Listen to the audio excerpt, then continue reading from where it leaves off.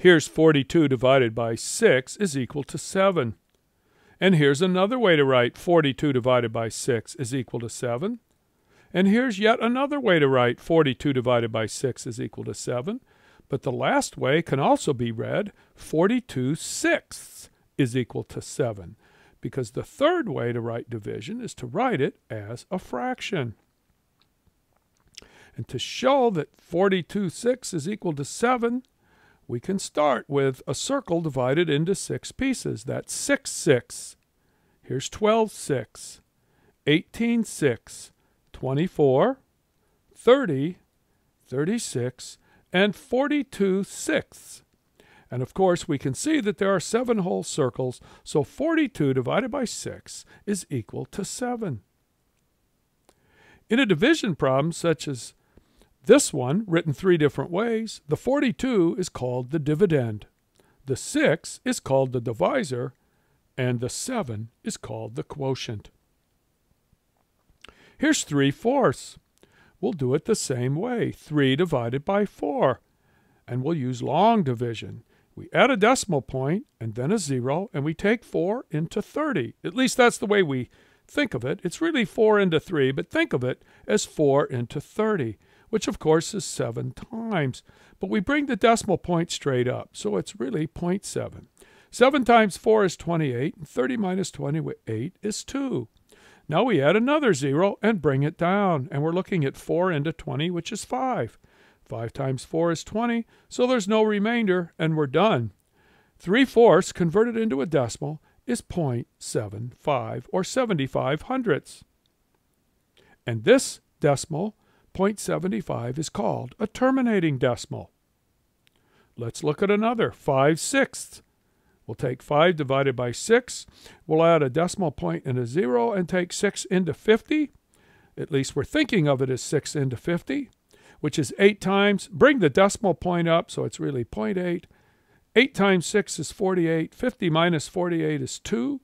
Add a 0 and bring it down, and we're looking at 6 into 20, which of course is 3. 3 times 6 is 18. 20 minus 18 is 2. Add a 0 and bring it down. 6 into 20 again is 3. 3 times 6 is 18. And you can see that we're not only running out of room, but we could continue to add zeros and be taking 6 into 20 over and over and over. So this is a repeating decimal. The 3's go on infinitely. And we write it as shown at the top. 0.83 repeating. And we write the 3, the part that repeats, with a bar over it. This is called a repeating decimal. And the part of the repeating decimal that repeats is called the repetend. In this case, the repeating 3's. Let's take a calculator to look at some common fractions. Here's 1/10, 2/10, and 3/10, 0.1, 0.2, and 0.3 when converted into decimals. Notice our calculator does not give the optional 0 before the decimal point. I've been writing it as 0.1, 0.2, or 0.3. That's optional. Our calculator just goes with 0.1, 0.2, and 0.3. I hope you can figure out what 4/10, 5/10, and so on would be when converted to decimals. Here's the ninths. They're a lot like the tenths, except for they repeat. So 1/9 is 1 repeating, 2/9 is 2 repeating, 3/9 is 3 repeating, and so on. And of course, if you keep going, it would make sense that 9/9 is 9 repeating, and that's why 9 repeating is equal to 1, because it's equal to 9/9, and 9/9 is equal to 1. Here's the 11ths. They repeat every 2 digits, so 1/11 is 0.09 repeating, and 2/11 is 0.18 repeating, and 3/11 is 0.27 repeating, and I hope you can figure out the pattern to do the rest of the 11ths. Here's the 7ths. A little hard to tell what repeats here. We'll come back and look more at the 7ths later. Here's 3 more that I just chose. And I'm going to write them the way we would write them. 21/22s, we can see, is 0.95454, etc. And it would be written like this, 0.9, and then 54 with the bar over the 54. The 9 doesn't repeat, but the 54 does. 7/12 0.83 with the 3 repeating, so it's written 0.583 and the bar just over the 3. The 5 and the 8 do not repeat. And our final example is 8/15, 0.53 and the 3 repeats, and it's written as shown. And now back to the sevenths. It takes a while. I'm going to have to write smaller and use the entire frame. We take 7 into 3, can't do that. Add a decimal and a 0, so we think of it as 7 into 30. 4 times, bring up the decimal point, so it's really a 0.4. 4 times 7 is 28. 30 minus 28 is 2. Add a 0, bring it down. 7 into 20 is 2 times. 2 times 7 is 14. Subtract and get 6. Add a 0 and bring it down. 7 into 60 is 8 times. 8 times 7 is 56. 60, take away 56 is 4. Add a 0 and bring it down.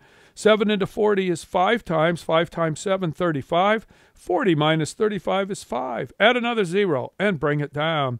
7 into 50, 7 times. 7 times 7, 49. 50, take away 49 is 1. Add one more 0 and bring it down. 7 into 10, 1 time. 1 times 7 is 7. 10 minus 7 is 3. We've run out of room, but that's okay because take a look at that 3 at the bottom. We started with the 3, so if we keep adding zeros, we're just going to do this over and over and over again, only it will take 6 places to repeat each time.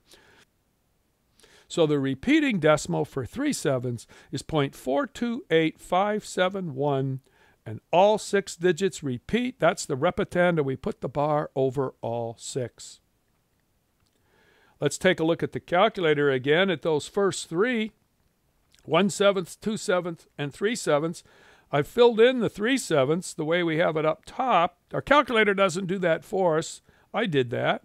And we can see if we look at the first 6 digits of the 1/7 and 2/7, they're the same 6 digits starting at a different place. So I mark out where the repetend starts a second time, and I put a bar over the first 6 digits in 1/7, 2/7, and 3/7. And in fact, if we take those 6 digits and write them in a circle or like a clock face, for 1/7, we start at the 1 and go 1, 4, 2, 8, 5, 7, going clockwise around the circle. And then we put a bar over it, and that's the repetend for 1/7.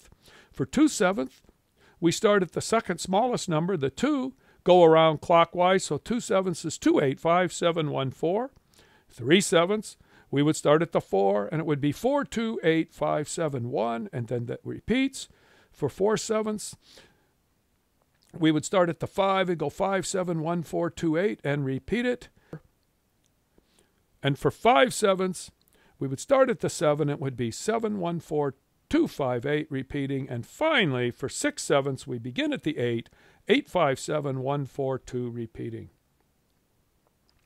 Now let's talk about changing decimals into fractions. We use place value. It says 0.4, it's in the tenths place, so we write 4/10, and we divide both numbers by 2. And in lowest terms, it's 2/5. Here's 0.64. Use place value, that's 64 hundredths. We put it in lowest terms by dividing both numbers by 4, the GCF of 64 and 100, and we get 16/25. And here's 0.375. Place value tells us that's 375 over 1,000, and I'm going to do this in steps. I know they're both divisible by 5, so I do that, and I get 75/200ths. Divide by 5 again, I get 15/40ths. Divide by 5 one more time, and I get 3/8. And that's the fraction in lowest terms for 0.375. This lesson looked at converting fractions into decimals and converting decimals into fractions. Some important words used were dividend, divisor, quotient, terminating decimal, repeating decimal, and repetend.